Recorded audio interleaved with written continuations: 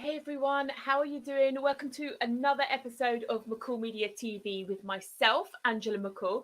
And in today's live broadcast, I'm going to be talking to you about digital sales funnels.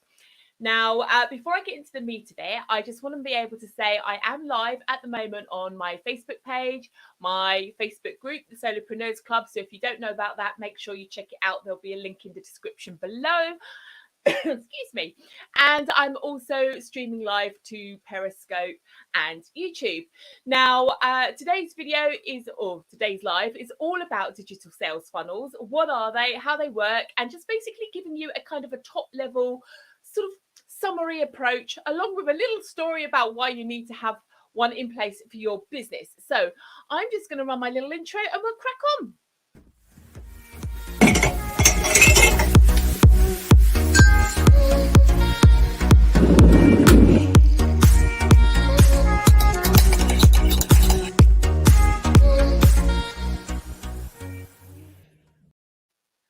Okay, so digital sales funnels. So I'm actually going to start today with a very, very quick little story to give you kind of like a background understanding as to why you need to think about having a sales funnel of sorts in place for your business. Now, when I lived down in Portsmouth many moons ago, obviously, like a lot of people, I was out networking and doing the thing that I needed to do to get my freelance work up and running, and it was all good. And if you haven't noticed, one of the things about me is that when I get passionate about the things that I'm talking about, I talk quickly.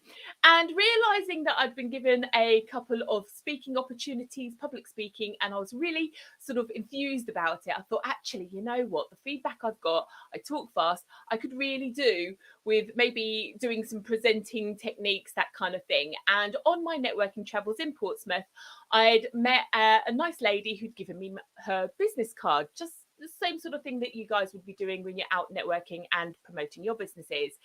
And the thing is, life happens. So I've taken that business card, I've gone home, I've got babies and toddlers and all sorts of things happening at home. And I've put that business card down. And when I've gone to find it, I couldn't find it for love or money anywhere. Now, as it turns out, there was a little bit of irony in this little story because as you can probably tell, I still didn't take any training on my presentation techniques and I still talk quite quickly. But I actually was then about 3-4 months later presenting a little workshop type thing for a local networking group on digital sales funnels. And lo and behold, the lady had changed her hair color. She'd gone from brunette to blonde. So I kind of recognized the face, but I couldn't quite place her. And she was sat in the audience. And there's me getting up on stage doing this kind of thing about how, you need the power of a digital sales funnel. And I give this story. And what I didn't realize is that she was sat in the audience and she's kind of put her hand up and gone to me, actually, Angela, that was me. And the moral of the story is that I was getting to in my presentation at that point was, if you as a small business, or she as a small business, had given me a way to engage with her in a digital environment and taken that offline business card and brought it into a technical way of being able to track her, monitor her, I don't know, engage with her in some other means to get into her mailing list. When I actually needed to use her services, I would have had half a dozen emails from her in my inbox that would have allowed me to click on links back to her website, fill in forms, make phone calls to her, and all the other bits and pieces necessary. And it's sad because obviously she missed out, kind of felt a bit embarrassed, and life goes on. And that kind of is the reason why you need to have a sales funnel. Now, I'm going to try and be a little bit tech smart today. I've completely forgotten how short my little Wacom tablet's cable is, so I'm a bit sort of lopsided, so you have to excuse me. But I'm going to quickly demonstrate now the different areas of a sales funnel from a small business perspective. Now, there are lots of different versions of sales funnels. There's lots of different ways you can implement all the different stages I'm going to show you through today. But essentially, this is about feeding you with the concept of basically needing one in your business. So with a little luck, let me just see if I can share my other screen with you before I crack on and you can't see anything that's going on. So there, oh look, technology's working with me today. Right, okay, so what we have here, let me see if I can get this right. We have, This is going to be fun doing this live. Okay, we have technically a very 3-year-old looking sales funnel, and I'm going to just draw now. Let me just get a different color actually, and I'm just going to draw through the top part. Okay, so this is sort of stage 1. Okay, so this is essentially your traffic. Oh, this is going to be bad. I do apologize. I'll have to up my game. Oh, there we go. It's not even letting me write now. But there you go. That is basically your traffic. Oh, I do apologize. Right. Traffic. I don't know why it's not letting me write now. That's not good. Okay, that's all gone wrong already. So essentially at top level here, we've got your traffic. Okay, let me see if I can use it with my mouse instead. And so it doesn't matter where that traffic comes from. So let's take an offline environment first of all. We could have met someone networking. We could have connected with people on people in the queue in front of us. Wherever you are, whatever you're doing, there's always going to be opportunities. We could be going to events, expo stands, we could be going to seminars, networking groups, that kind of thing. You collect these people's details, you need to feed them into your funnel, and then you've got the digital online environment. You've got all your different social media accounts. All of these accounts should be feeding people one way or another into your sales funnel. You don't own any of your social media accounts. If you do something to upset any of those platforms, they are able to turn your account off overnight. Those years of effort in building up your community can be gone in an instant, but not necessarily if you've got them in your mailing list. So you always need to think of ways to engage your audience into basically getting them into your sales funnel. Now, I'm going to just go back to using my mouse. What is going on? Nothing seems to be working now. There we go. There we go. Number 2. Okay, so the second step that you want, and it's harder to even write with a mouse, is that you are going to want to bring people into basically a mechanism, a process for actually collecting their name and email address. So if you've collected the business card, you could turn to your email marketing software and input that information in straight away. In fact, let me just see. Oh, let's see if we can put this. I put mailing list. Oh, we're back on and we're working, and it's gone again. I don't know why it's being a little bit temperamental today. Let's see if I can do this again. Mailing. You know, when I tested this as everything, it worked absolutely fine, and I don't know why it's playing up with me today, but it seems to be. Oh, it's like a number 4, not a list. There we go. I might have to rethink doing these lives. It's going to be temperamental, but there we go. We got your mailing list. Now, what used to happen is people used to put lead magnets out. So they would be like these PDF guides. Now, when they first came along, these PDF guides, these ebooks, these tools were, oh my God, this is amazing. People are giving all this information and knowledge away, yada, yada, yada. And people would like fall over themselves. But then, of course, everybody starts doing it. And actually, what happens is that technique loses its power and its momentum. And generally, if you think about it now, and I was explaining this to someone the other day, is that when you've got a PDF guide as your lead magnet, which is basically the fancy term for the freebie incentive to give away to someone, and they basically pay for that with their name and contact details into your mailing list. What you have to bear in mind is that, first of all, most people doing it these days are your competitors, because I only pretty much ever sign up to anyone's email list if they have knowledge in an area that I specialize in, because I'm nosy as hell and I want to know what it is that they're doing, just in case there's something that they're doing that I could also adopt, and that kind of thing. And what I have is a swag folder on my computer, literally with like sort of 30, 40 different people's PDF guides. And you know what I've done with them? I've opened them, I've looked over them 2 or 3 times, maybe over a cup of coffee, and I've saved them on my swag file, and I've never looked at them again. So you need to think about your freebie lead magnet strategy quite carefully, because those PDF guides, they used to work really well 5, 6 years ago when this was kind of a new concept. But right now it's kind of weak. And what you will do as a business is you'll spend hours putting together this lovely, I don't know, 20, 30 page document, and people will look at it for 2 minutes, steal what they can, use what they can, and then save you and go on to the next person.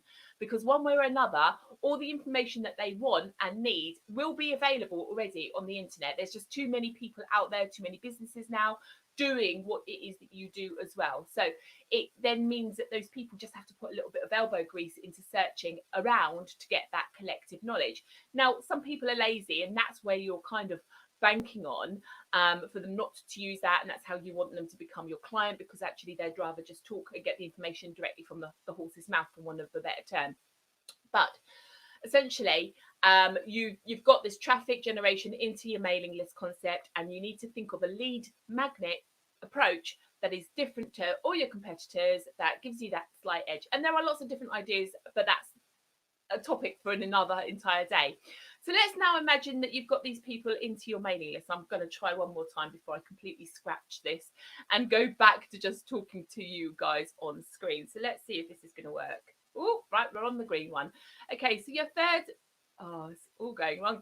Third stage here is, now that you've got them in there, you've got to nurture them. Okay, so this is your weekly emails. It could be things like, jump on my Facebook live stream because I'm going to be talking about X and whatever. So you just need to constantly be getting in front of those people. And then what happens is, when they are ready or they have a need, they'll be familiar with you, they'll remember you, and that's when they'll reach out to you. So just like my story at the beginning, I was sort of frustrated because I was searching around. I think at the time, because it was obviously a few years ago, I actually Googled this lady as best I could, and I still couldn't even find her website because I couldn't remember her business name. I just remembered her first name, and it was something like Claire. So there was like thousands of Claires that were trainers in the Portsmouth region, and it was just I never got anywhere with it. So what you then need to do is think about what happens after that process, and that's when you start to get down to here, which is like the buying concept. Now, I actually believe this is where most people who teach a digital sales funnel stop, and in my opinion, this is where things start getting good, because I'm going to move up my little 3-year-old drawing here, and I'm actually going to draw a sales funnel that goes down in this direction now. Okay, and the reason being is because a digital sales funnel is about getting people from an unknown, unqualified entity down into basically purchasing from you. But if you know a thing or two about a Tripwire strategy, what you would actually do at this level here is offer them a low cost, low risk product, something that's less than a tenner. So maybe this could be an ebook or a voucher, or I don't know, a 10-minute consultation with you. Something that basically, if they lose a tenner, that audience that you're trying to nurture into being really good clients and things with you aren't going to fuss. Okay, it's a completely different mindset losing a tenner over an investment than it is £1,000 or £10,000, for example. So what you've got down here really is a tripwire strategy. So you then get to basically section 5, which is low cost.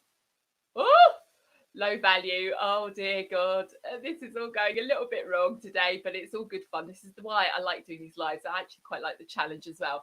Okay, so then you get to like section 6, when you then have a mid-range value. There you go, I've lost it again. A mid-range value item. Let me see if I can get that pen to work. Oh, it's just not happening. Let me just see if I can write with this. Mid-value. Oh, there we go. And then obviously, once they get the confidence levels with you grow with regards to what it is that you are offering and selling and delivering, and how you operate as a business, that's when you start getting up into the higher level of things in your tripwire strategy. So you've got your digital sales funnel at the top, and you then go into high value down the bottom here. Now I'm going to stop here because obviously things have got a little bit wayward this afternoon with my presentation and my like little 3-year-old drawing here, so I will up the ante in the future. But if I move that back down on screen, you will be able to see there a little bit more about what's going on. So that kind of brings me to a conclusion today. These live videos are always a bit of an experience when you're trying to do things on the fly and whatnot, but hopefully it does show you that, you know, to be able to talk the talk, explain the situation, lead people through a digital sales funnel and out through the other end is something you can't do live unless you know what you're talking about, even if the technology isn't playing game with you. So there's my drawing today. I'm going to leave today's video there. If you do have any questions or comments, you can still add them long after this video has gone live. As I said at the beginning, I'm on LinkedIn. I'm on YouTube, Periscope, and my Facebook pages. I'm still waiting for LinkedIn to approve my actual application. And that's it. So if you did like this video, please, please, please do support me, especially on YouTube, by liking, commenting, engaging, that kind of thing. And don't forget, I use the hashtag AskMcCallMedia. I'll just pop it on the screen there on all my social media. So a Google alert will notify me in my email inbox should anybody ask a question that I can cover in my live videos. Thank you very much for watching today. Do subscribe, and I will see you on another video next week.